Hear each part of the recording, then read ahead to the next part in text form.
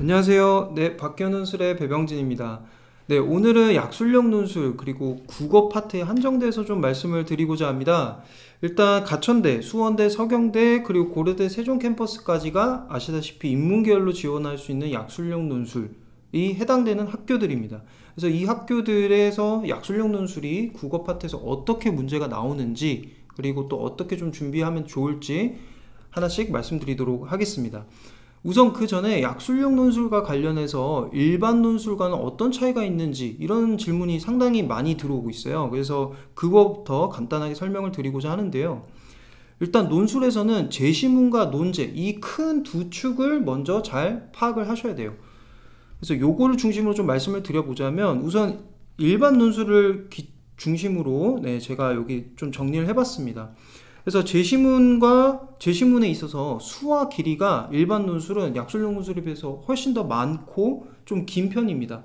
물론 일반 논술을 보는 여러 학교들 중에 제시문을 짧게 치는 학교들이 있기는 해요. 근데 일단 수에서 훨씬 더 많이 한 문제에 나옵니다. 그리고 또 영어 제시문이 나온다는 특징이 있죠. 일반 논술에서는 물론 많은 학교는 아닙니다만 뭐 이화여대, 연대 그리고 한국외대 인문계열과 같이 영어 제시문이 나오기도 하는데 약술력 논술에서는 전혀 그렇지 않죠. 또 하나 답안 분량입니다. 그래서 이제 학생들의 입장에서는 답안을 작성할 때 일반 논술은 기본적으로 최소 200자 보통 300자에서 시작을 하죠. 그리고 한양대 같은 경우는 최대 1200자짜리 한 문제 분량을 작성하고 나와야 합니다. 그래서 약술력 논술은 단답형이거나 뭐 20자 이내 이런 식으로 답안을 작성하면 되기 때문에 일단 큰 차이가 있죠. 또 하나는 출제 유형입니다. 그래서 요거는 일반 논술에서는 요약, 비교 설명, 뭐 평가 비판 뿐만 아니라 대안과 견해를 제시해야 되고요. 출제 범위도 기본적으로 사탐이 추가가 되기 때문에 훨씬 더 많게 느껴지죠. 약술력 논술에서는 기본적으로 국어에 한정되어 있습니다. 자, 또 하나 중요한 거는 수능과의 관계입니다. 일단 일반 논술은 수능하고의 관계에 있어서 딱 하나, 수능 최저를 맞추느냐 못 맞추느냐 이제 그 정도의 접점이라고 본다면 약술력 논술은 일단 국어에 집중이 되어 있기 때문에 약술력 논술을 준비한다? 그러면 국어와 수학 이 부분은 수능과 관련이 있는 내용이기 때문에 특히 EBS 수능 특강 뭐 연계교재에서 기초에서 나오기 때문에 수능을 준비하는 것과 상당히 연속성이 있다 이렇게 보실 수 있겠습니다. 자, 그럼 이제 본격적으로 제가 아까 말씀드린 대로 제시문 그리고 이제 논제 문제 요구사항이죠. 요거가 두 가지 축을 중심으로 국어에서 약술력 논술이 어떻게 나오는지 좀 말씀드릴게요. 우선 제시문 유형 비문학입니다. 그래서 비문학 제시문은 제일 일반적이고 제일 많이 나오죠. 그래서 요거는 수원대 작년 기출문제입니다. 자, 이걸 지금 제가 해설해 드릴 것도 아니고 분석을 해 드릴 거 아닙니다. 분석 영상이 아니기 때문에 그냥 딱 보세요. 어떤 느낌이 드시나요? 비문학 제시문의 길이가 꽤 깁니다. 그래서 여기에서 내가 필요한 내용을 효율적이고 정확하게 도출해내는 게 상당히 중요하겠죠. 특히 요거를 논제와 같이 좀 보세요. 이런 식으로 여러 내용이 있지만 그 중에서 내가 특정한 내용을 딱 뽑아내기만 합니다. 자, 라이다에서 장점만 뽑아내면 되는 거죠. 그래서 꽤나 긴 절대 짧지 않은 제시문 속에서 내가 필요한 정보를 잘 도출할 수 있느냐 이제 그게 관건이겠지만 중요한 것 또 하나는 논제에서 내가 무엇을 해야 될지 구체적으로 정해져 있기 때문에 그것을 토대로 접근하면 어렵지 않을 것이다. 네. 자, 또 하나는 문학입니다. 그래서 일반 논술이든 약술력 논술이든 학생들이 많이 어려워하는 제시문 유형이죠. 그래서 여기에서 여러분들이 하나 짚고 넘어갈 거 문학 제시문이 하나만 나오는 게 아니라 두 개가 붙여서 나오는 경우가 많습니다. 그래서 물론 문학작품 하나만 나오기도 합니다만 여기 지금 가천대 작년 기출 인문 A에서 나온 문제인데요. 여기처럼 내가 한 번쯤은 봤을 법하지만 여러 제시문 그것도 문학 제시문이 붙어서 나왔을 때 이 둘의 유기적인 관계를 내가 읽어낼 수 있는지 그게 생각보다 쉽지 않다는 거 여러분들이 더 잘 아실 겁니다. 다만 약술력 논술에서는 이런 식으로 보기가 일종의 어떤 식으로 여러분들이 읽어야 해요 여기에서 이런 식으로 안내문 역할을 합니다. 그래서 요 보기의 설명문을 토대로 해당 논제를 잘 파악해서 답안을 도출해내면 되겠죠. 자, 마지막 제시문 유형은 바로 자료입니다. 근데 요것은 이제 고려대 세종 캠퍼스 작년 기출 문제인데요. 딱 보시면 되게 숫자도 있고 연도도 있고 해서 여러분들이 조금 생소할 수 있는데, 크게 국내 총생산 증가율과 실질 국내 총생산 증가율, 이렇게 두 가지 변수가 연도에 있어서 어떻게 변하는지만 읽어내면 되는 아주 간단한 수준의 자료입니다. 그리고 이것은 고려대 세종 캠퍼스에서만 한정되는 거기 때문에 여러분들이 좀 너무 부담 느끼시지 않아도 될 것 같습니다. 자, 이제 좀 문제 요구사항에 좀 초점을 맞춰서 제가 좀 말씀을 드릴 건데, 가천대 이 기출을 좀 제가 이렇게 쭉 분석을 해봤어요. 그래서 자연 계열에서는 A, B, C, D, E까지 이렇게 있는데, 일단 큰 공통점, 인문이냐 자연이냐를 떠나서 공통점은 바로 1번에 있습니다. 일단 설득 전략, 쓰기 과정과 맥락, 그리고 협상, 대안, 탐색, 의사소통, 즉 요거는 화작과 관련된 문제입니다. 그래서 요 부분을 인문이냐 자연이냐 할 거 없이 커버가 필수적이다 라는 거. 그리고 또 하나 공통점이 보이시나요? 바로 독서, 문학이 압도적으로 많이 출제된다는 얘기입니다. 요것은 자연이냐 인문이냐 할 거 없이 또 하나의 공통점이죠. 네. 마지막 하나 여러분들이 읽어내야 되는 거는 의문 변동.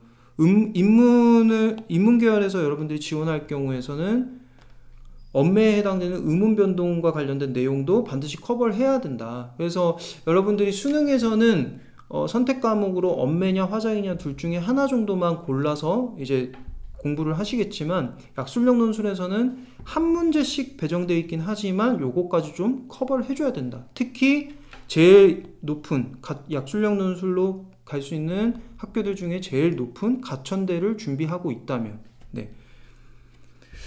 그래서 이 중에서 인문 A에 대한 논제를 제가 쭉 가지고 왔는데요.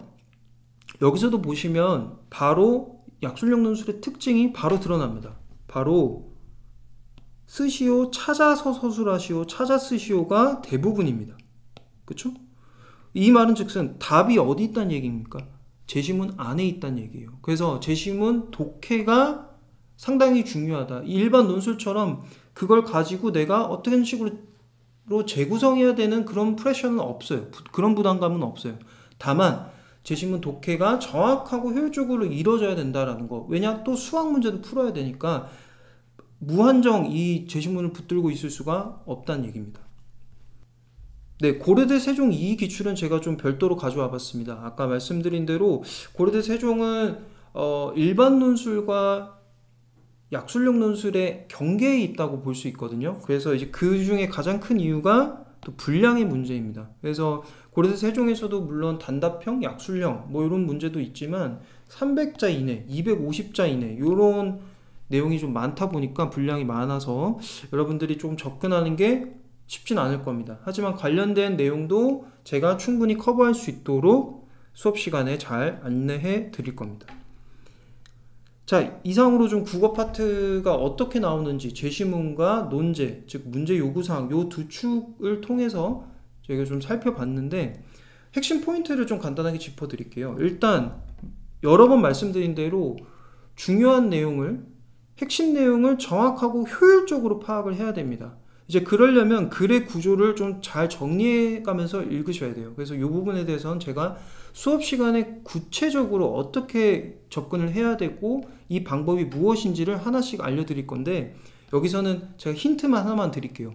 글을 전체를 보실 줄 알아야 됩니다. 그래서 내가 뽑아내야 되는 내용이 상당히 구체적이고 세부적이라고 하더라도 글을 전체에서 내가 그걸 뽑아내는 거지, 지엽적인 부분만 읽다 보면 그걸 뽑아내기가 어렵습니다.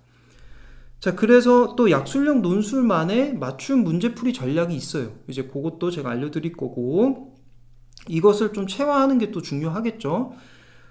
또 하나는 이제 여러분들이 혼자서도 하실 수 있는 거, 이제 수능, EBS 수능 연계교재를 통해서 어쨌든 거기서 나올 거라는 얘기를 명시를 하고 있고, 대학 측에서, 그리고 기출에서도 실제로 EBS 수능 특강 교재에서 그렇게 또 제시문을 그대로 발췌해서 몇 개가 나왔기 때문에 요것을 또 잘 준비하시면 어느 정도 상당히 커버가 될 겁니다.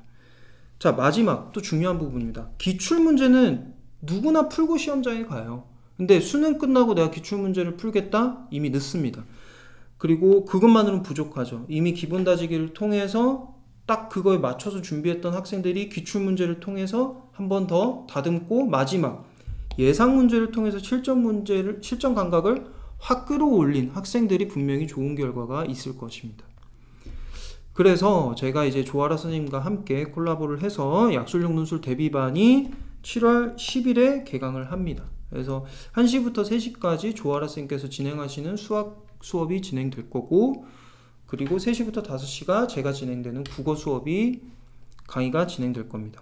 그래서 앞서서 저희가 같이 찍은 영상에서도 말씀드렸겠지만 기출문제를 통해서 좀 맛보기를 일단 한 2주차 정도 먼저 하실 거고, 이때부터 이제 독해법을 제가 국어 시간에는 독해법을 알려드릴 겁니다. 이 부분이 상당히 중요할 건데 여러분들 놓치지 않기를 바랍니다.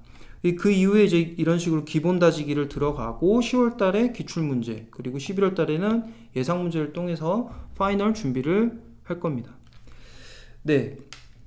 그럼 기본 다지기 시간에는 이런 식으로 대략 이루어집니다. 그래서 60분 동안 유형 설명, 그리고 이론 설명을 할 거고, 이제 초반에는 제가 독해법 설명을 해드린다고 했어요. 네. 그 다음에 이제 실전 문제, 그리고 그것에 대한 해설, 이런 식으로 2시간이 구성되어 있습니다.